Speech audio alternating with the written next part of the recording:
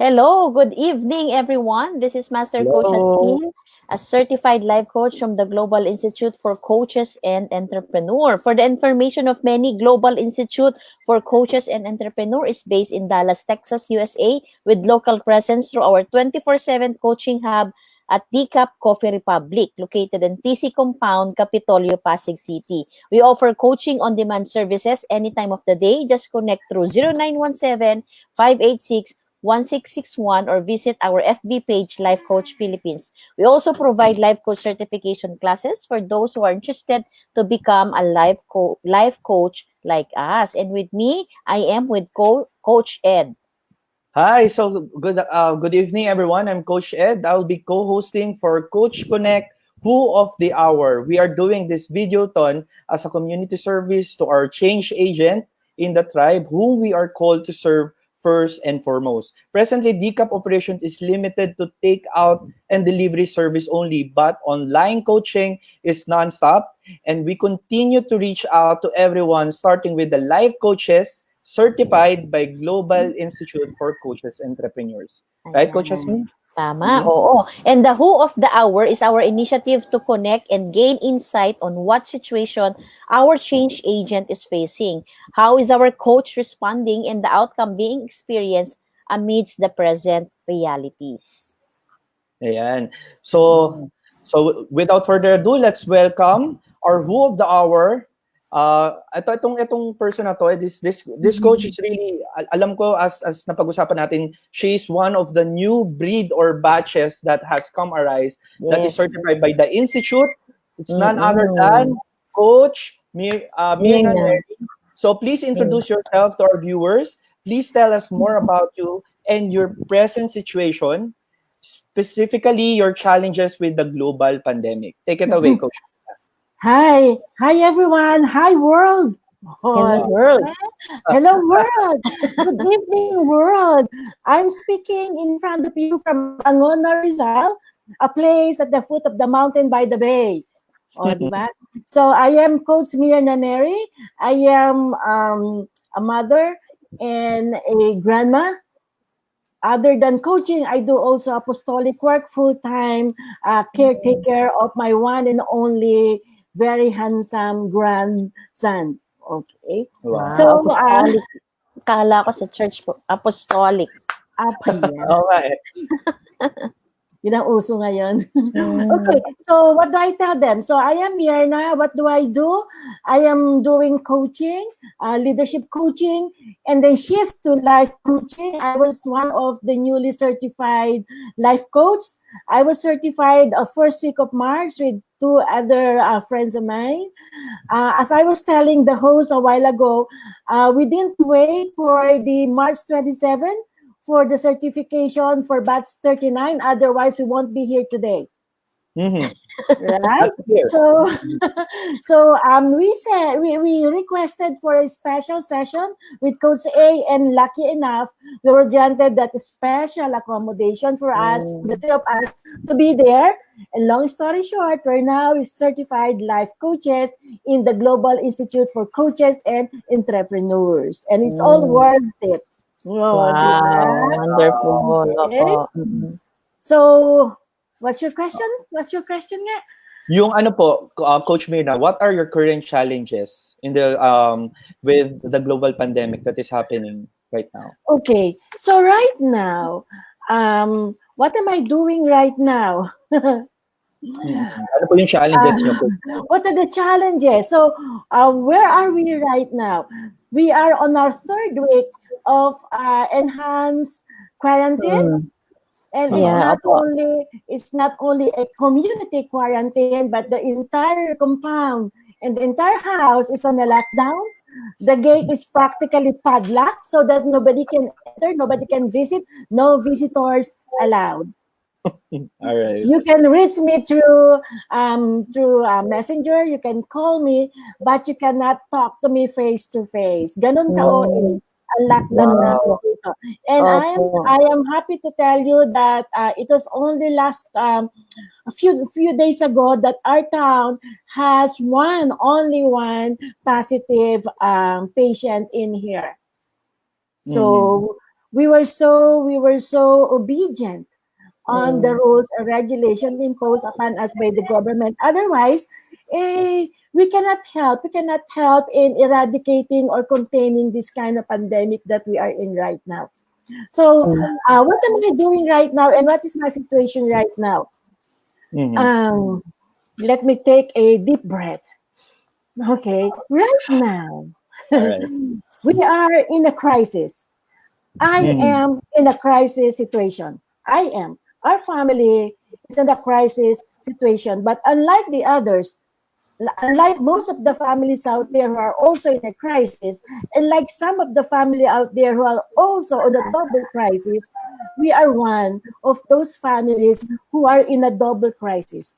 My Mm. child, my Mm. child, my eldest daughter Mm. is a medical doctor. Mm. She is out there serving and saving lives. And she would rather defy my order to just stay at home. So prior to the lockdown, nung kailan ba nagsimula yung lockdown, that night, sabi ko, wag ka nang pumasok. Kasi she went home from the hospital on a Sunday. So Mm. Sunday is off, and then Monday, start ng duty. So lockdown ng Monday morning. Sabi ko, you Mhm. won't gonna get there. You won't gonna get there. Ang daming checkpoint, hindi kita pwedeng ihatid at hindi ako makakapasok. Walang Mhm. grab, walang sasakyan. So are you gonna walk from Angono to crossing? She's Mhm. working in Polymedic, All right. Victor Potenciano Hospital right there Mm. in EDSA. So sabi niya, but mommy, I am a doctor. Okay, Mm. it's your fault. You send me to the medical school. Now you don't want me to heed my calling. So shut Mm. my mouth. Diba? So she defied my order to just stay home and stay with us. Sabi ko, okay lang, kahit na walang sweldo, okay lang. But again, I'm responding to the calling of a medical professional to save lives and be there in the front line. Off she went. Madaling araw, wala pang masyadong mahigpit na checkpoint. She called the Grab and then went to the hospital. And until now, hindi pa siya nakakauwi. That Mm. was, Oh. that was Mm. from the start of the lockdown. Ando na siya. Hindi siya nakakauwi. Though she has her condo in Mandaluyong, hindi na rin siya nakakauwi sa kanyang condo. Saan Mm. po siya nag-stay, Wala Coach? din sasakyan. Otherwise, she will have to walk several meters away from the hospital after so many hours of work to walk and then matulog dun sa condo. So what they did, through the generosity of the hospital, they provided a dormitory just in front of the hospital where Mm. the medical doctors, the nurses, and some of the frontliners are there so that they can just rest. Kasi ang hirap umuwi, ang hirap pumasok at pagod. Mm. Sobrang Yeah. extended hours. So Wow. the fear in me, not only for the lives of the community and for the lives of the people out there who might be contacting or contracting the disease is more than doubled. I fear for my daughter. Mhm. Yeah. Diba? I fear for the life of my daughter na sobrang matapang, na sobrang matigas ang ulo, who would rather defy my order and my pakiusap just in order to save lives. Mhm. Yeah. Mm. So, doble ang fear. Doble ang Mm. Mm. fear. Yeah. So, Sobrang ano yeah. nun, sobrang ganda nun, Coach Myrna, kasi ano yung word that na-receive ko that is heed the calling. Kasi we are Heed the really, calling. yeah, and this calling is somewhat really particular in each and every one. Napaka-unique nun. And sasabihin natin, ako at this very moment in time, I really appreciate that there are really persons who's really standing. Kasi ito po, may pagiging flyers that it is not a decision that we just made. It's something that we live on. And you're, Right. siguro yun yung modern day heroes na tinatawag natin. Yeah. Right. Yung And iba. Yeah. and then at the back of my mind, while I was persuading my daughter to just stay home, sabi ko, you have your son, you have your family, and you know how critical this situation is. And you know that as a frontliner, as a medical doctor, you will be there, the first line of defense. Sabi niya, I know, and I'm ready. Wow. Wow. And at the back of my mind, maybe the selfishness of a mother in me is talking right now. Yeah. Di ba? Who would not want, who among us mothers would want our child, my eldest beautiful child, o beautiful talaga siya, my eldest beautiful child to be just out there. Nakikipaglaban dun sa mga maliliit na virus na yan, di ba? But then sabi ko nga, it's the selfishness of a mother in me talking. So sabi ko, okay, pag nakakuha ka ng sakay tomorrow, you go. And then off she went. And then she's an OB. She's an OB. Sabi ko, at least, wala na siya sa surgery. She used to be a surgeon. Nung nag-moonlight pa siya sa Medical City, 2 years in the surgery, and then she decided to go OB. Sabi ko, buti na lang. Kasi kung nasa surgery siya, talagang siya yung umauuna. And then, sabi ko, just to console myself, sabi ko, at least, nasa OB siya, nasa maternity ward siya, medyo malayo. But then no. There are pregnant women who are infected also. And she will have to do cesarean section. Yeah. Diba? And there are pregnant women who get aborted, miscarriages because of that infection. And she's there doing that. So she's among the medical practitioner there. She's not spared of this difficulty that the hospital is suffering, that all the medical frontliners are suffering. So what am I feeling right now? First week, first day, hindi ako matulog. Sabi ko, nako, paano na? And a lot of things hover in my mind. What if this happened? What if this happened? What if this happened? A lot of what if. And for a while, that crippled me. Sabi ko, parang ayoko na kumilos, ayoko umiyak. Kasi I have to be strong. If you were there during my certification, I tell the group, I will be the stronghold. I will be the rock for my children and for my family. And it is in this point in time that I have to be their rock. I have to be their stronghold. Out there in the hospital is really a life-defying activities, a life-defying work. If I tell my child that I am crying all night, and I'm so afraid, and I'm so scared, and life is not going on as normal as I want it to be, then paano na kaya yung magiging attitude nung my child while doing her job? Diba? So I shift. I call that mind shift. So I shift my mind from being scared to having faith. So I call this a mind shift from fear to faith. With faith, I have hope that things will be better tomorrow. We won't go normal. After this pandemic, life will not be the same as we had, the way we had before the pandemic. There will be another definition of what normal life is after this. We won't go back to where we started. That's not possible anymore. Iba na yung magiging normal natin after this. So yun. So I shifted my mind rather than worry over things that I cannot control. I cannot control the crisis. I cannot solve it myself. Can you? But cannot. Even the government cannot. Diba? Yes, science has tried solving it, but they cannot yet. Sino naman ako? Who are we to control the situation? We cannot. I cannot even minimize the crisis. Yeah. Right?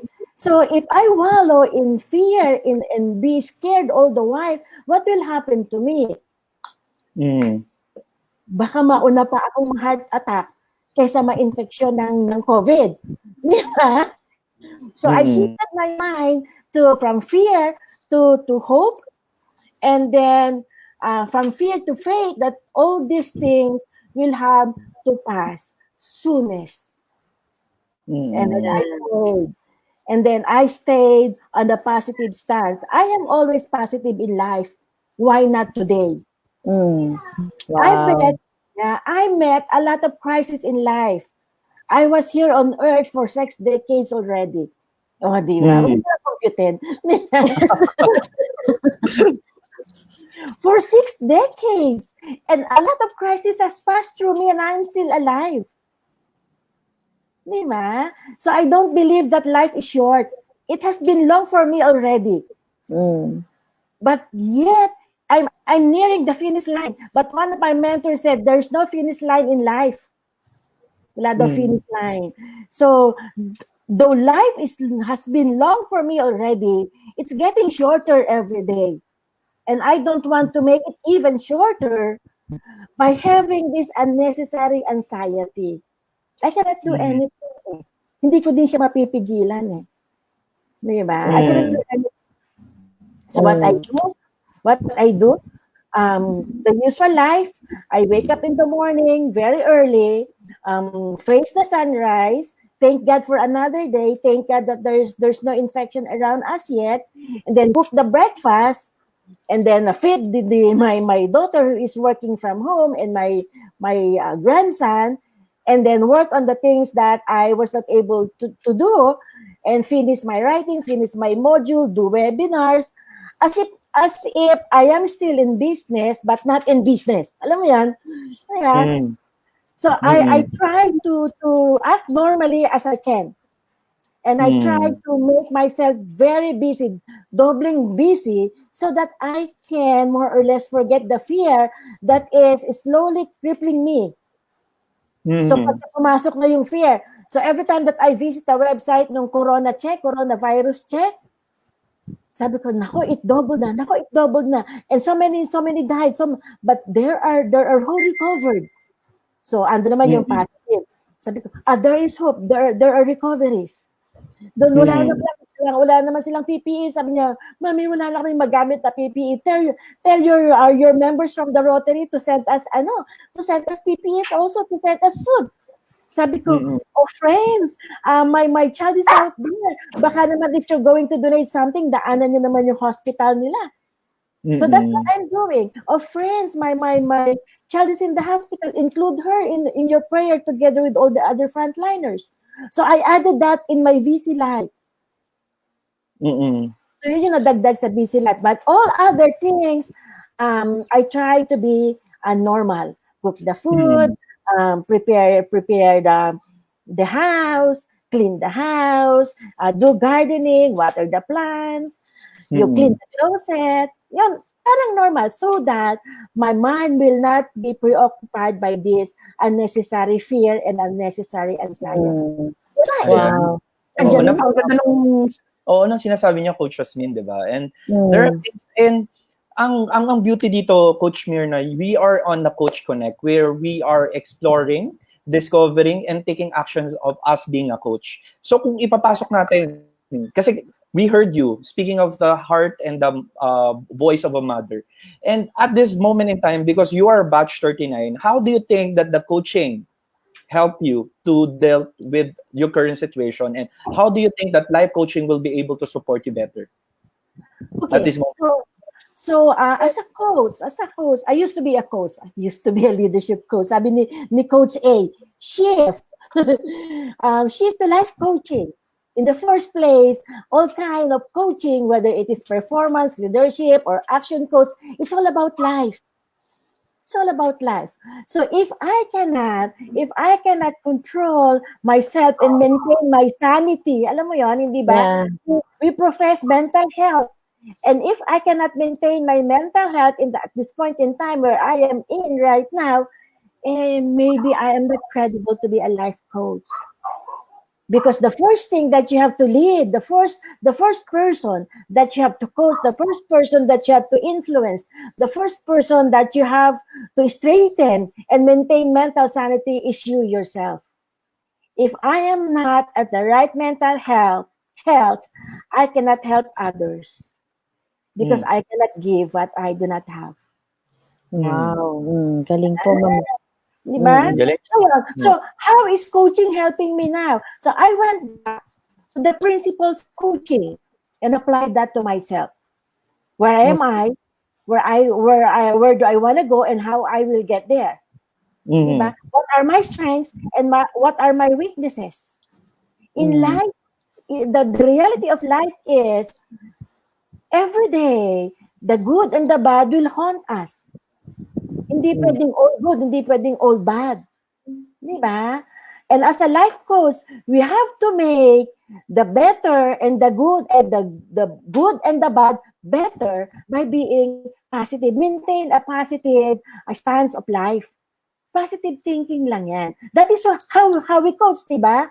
If you Mm. are not if you do not have a positive thinking in life, your mental health will be aggravated, and your immune system will be aggravated because there is a relationship, medical relationship, between your immune system and your positivity or your negativity. The more negative you are, your immune system will suffer more, and your mental health will be degraded. Mm. Okay. That's what I learned in life coaching. Mental health is Mm. important. It's important. Yes. Opo, tama Yes. po kayo. May nanonood po sa atin. So, sa ngayon, Coach Tin is watching you right now. Sabi I niya, hello, think she's the Coach one who Mirna. invited me. Yes. Yes. Richard Lazaro, kilala niyo po siya. Good evening po, Ma'am Hi. Mirna. Good evening, Richard. Coach Richard. Yes. And Hi, sabi Coach din, Jen. a new normal life, the ship will change how normal looks life. Kay Oo. Zabala from Region 8, our coach from Region 8, sabi din po niya, hello, Coach. Hi. Good evening, Coach Mirna. And ito And then, po, ito yata yung kanyang anak. anak niyo po ba siya? Yeah. I'm sorry, Kaya ma'am. Matigas nanonood ulo. siya. Ay, nanonood. Kaya matigas ulo talaga niya. Ayan. And si Prince de Vera, kilala niyo po siya? Prince. She princessa.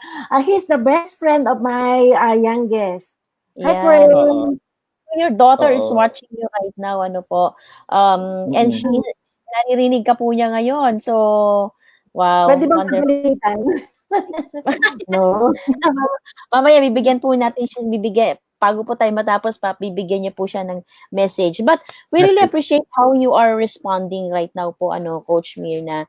And you mentioned mo nga yung mga paraan mo and how life coaching work sa iyo ngayon, 'di ba? In your response with the crisis, 'di ba? Dalawa crisis po ninyo 'di ba? Your daughter that you miss and yung pong sitwasyon po ng bansa po natin para po sa inyo, if you are to define personally, what is COVID-19?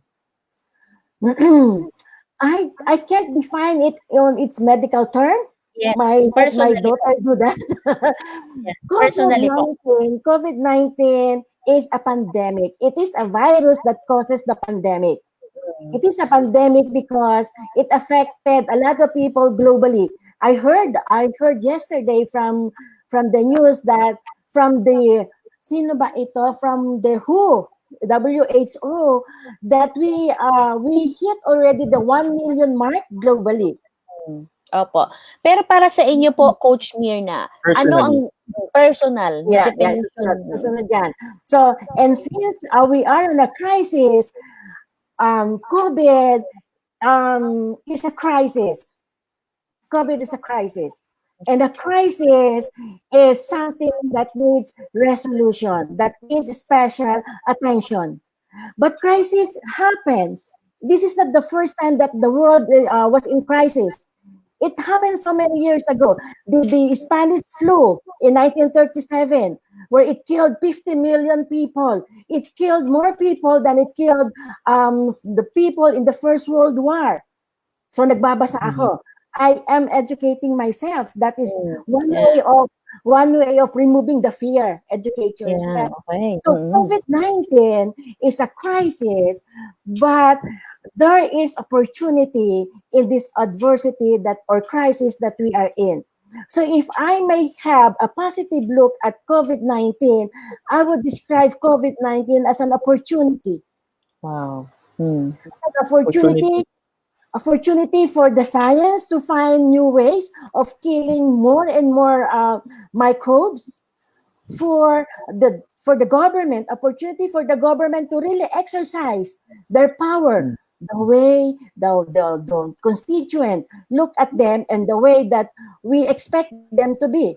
It is an opportunity for the families out there. Kasi lockdown, wala kayong magagawa. We can't do anything but to be just around with each other. It is an opportunity to bond with each other.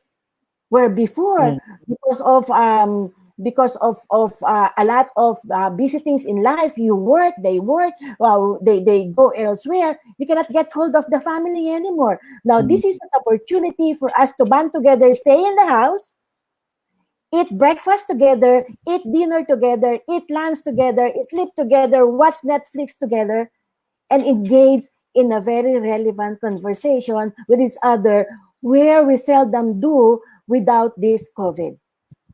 Di ba? Alam mo, Coach Myrna, meron akong mga nakausap before, like, just sharing na, even though they are on the same roof, even though they are eating in the same plate together, but they're not really intentionally getting together. So, malaki yung space na parang, even, kasi nabanggit nyo kanina how powerful you want things to be done, to have a bonding, that's what you call it, a bonding with each other. Ang question ko naman, ng institute sa inyo, Coach Myrna, today is, how do you want to be intentional in creating those bond, to connect with creating good relationship right now with your family and with my family? With my family. First is, they're obliged. So, there is already an obligation for them to stay home. Importante yun eh. Sometimes you cannot get hold of them. They're mature. They have their own family. Like my eldest has her own family. Like my youngest has her job. She's going to school pa on a Sunday. So how can I get hold of their time? So this is an opportunity that we have to take advantage of. Bihirang dumating ito. So let's take advantage of this time. So yun yung first eh. Yun yung first. So on your question na even if we are physically together, we're not bonding, hindi pa naman nangyari sa mga anak ko yan. I know my children. So I have two daughters. And I gave them a personality assessment. I am also a DISC, Behavioral Analysis Consultant, by the way.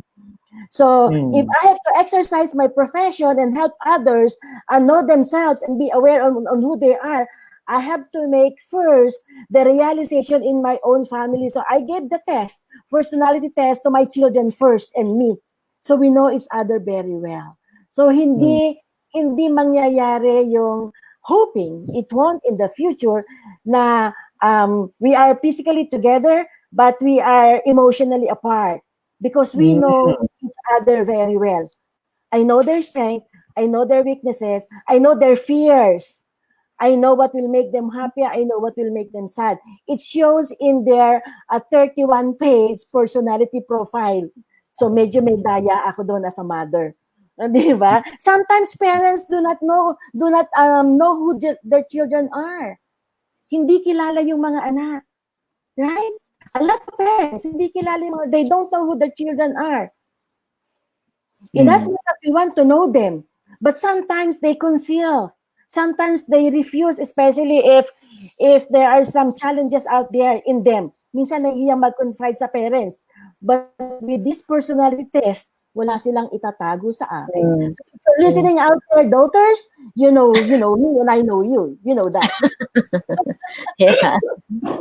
Thank you. Yun ang advantage ko as a mother and as a behavioral analysis consultant. Medyo may advantage ako doon. So I am asking in my family counseling, binibigyan ko sila ng this assessment talaga for them to know who they are and for their children to know who they are. Now they know me. Alam nila kung kailan ako iiyak, alam nila kung kailan ako tatawa. And alam ko din kung ano magpapaiyak sila sa kanila at alam ko din kung ano magpapasaya sa kanila. Hoping in the future, we still go closely knit around who we are. Around who we are. Knowing who we are, that we can really bond together. Yun yung sinasabi mo na magkakasama nga kayo pero emotionally apart kayo because you don't know who you are. You don't know who you are. So you cannot go inside their heart. You cannot Yes. even go inside their mind. Opo. Wow, thank you for that sharing, Coach Myrna. No, maraming nanonood ngayon po na have learned from what you have shared. We have a question Yes. here from Coach K. What have you Hi, discovered Coach about yourself? Mary.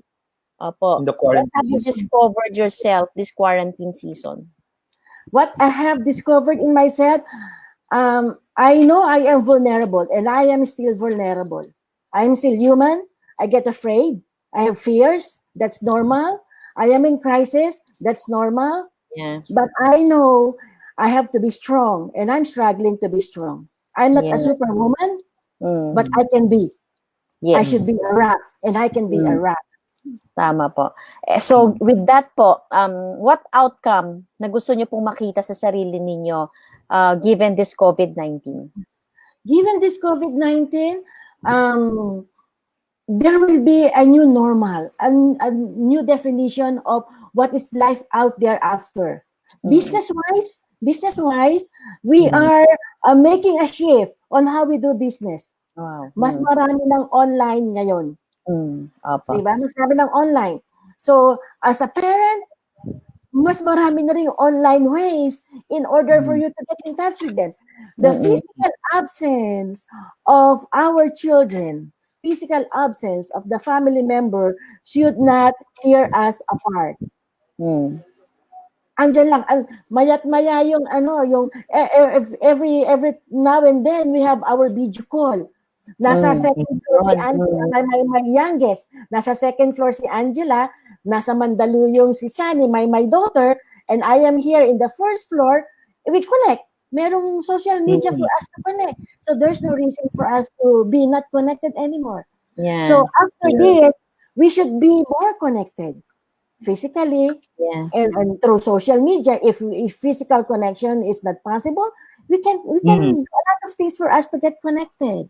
Apa. And as a mother, maybe I can be more stronger, and I will have to accept that defiance among my children will be out there always, and I cannot control them. They can defy me.